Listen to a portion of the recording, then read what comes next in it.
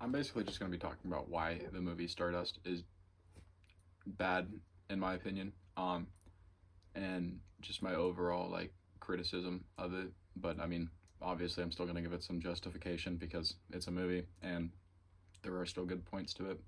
But yeah, the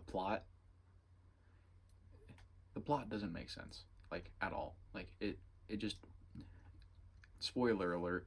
End of the movie, he's conveniently the royal blood, and then it takes this metal thing, and it's just like I don't even know. It works out way too conveniently.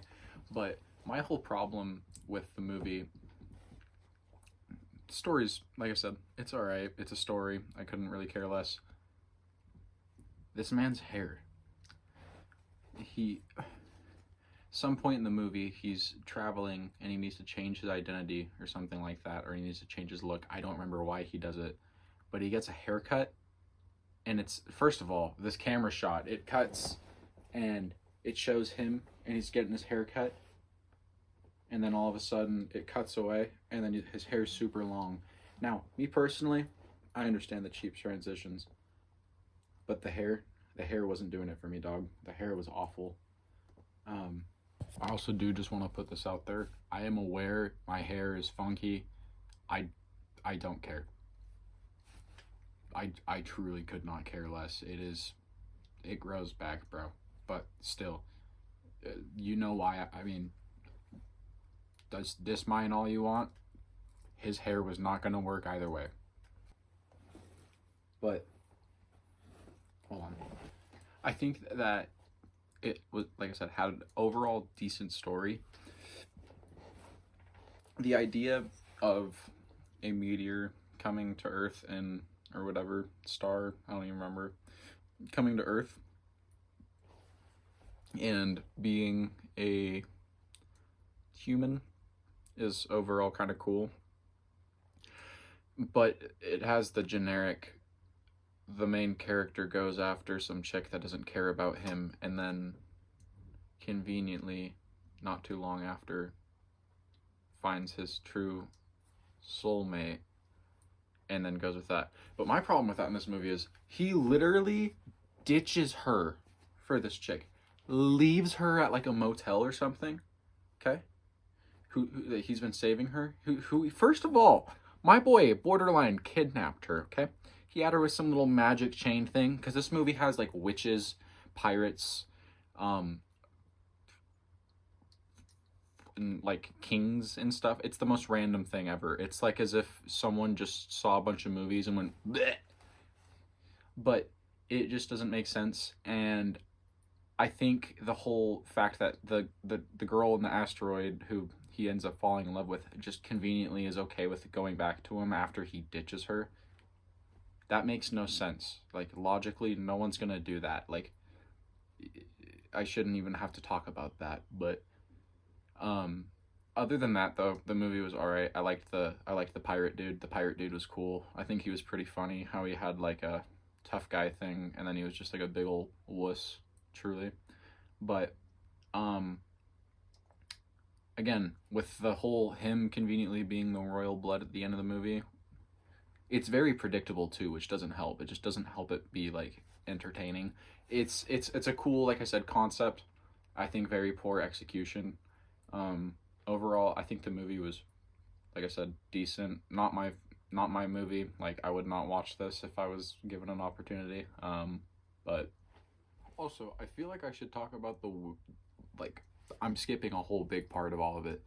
The the witches, the kings, and then or sorry, knights or whatever, and then the pirates. They they all pay like some contribution to the story.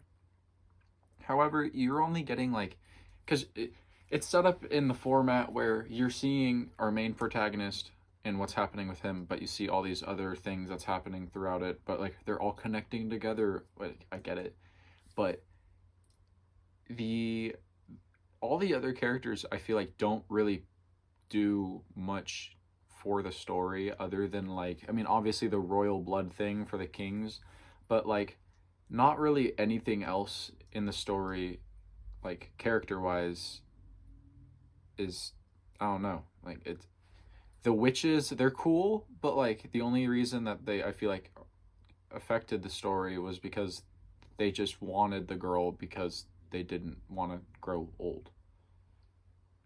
The pirates, they didn't do anything bad. They actually were, I think, the coolest ones in the whole thing. They got these they got these pirate ships that are like ran by electricity and stuff, and it's, I mean, I don't, obviously I'm not Einstein, but they're cool. They're like flying. It's like very steampunk-esque. But the knights, it's got, they have this weird, they have this very weird